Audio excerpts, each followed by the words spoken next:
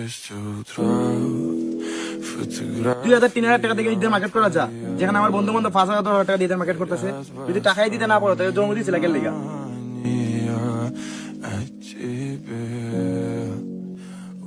কিরে বাবার লগে রাগ দেখাইতেছস?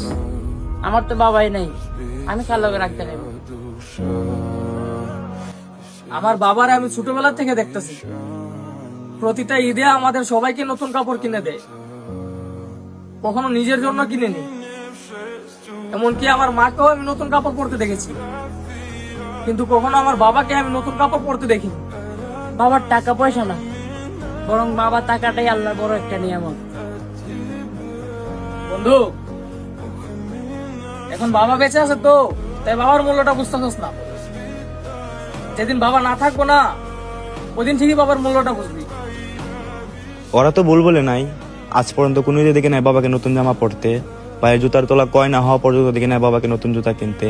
বাবা মানেই বট বৃক্ষ, যে মানুষটা মাথার উপর সবসময় ছায়া দিয়ে রাখে, আর সেই মানুষটাতে আমি এত বাজে ব্যবহার করলাম। আই এম সরি বাবা, আর কখনই আপনার সাথে এত বাজে ব্যবহার করবো না। খুব ইচ্ছে করছে আপনাকে খুব শক্ত করে জড়িয়ে ধরতে। আই লাভ ইউ বাবা।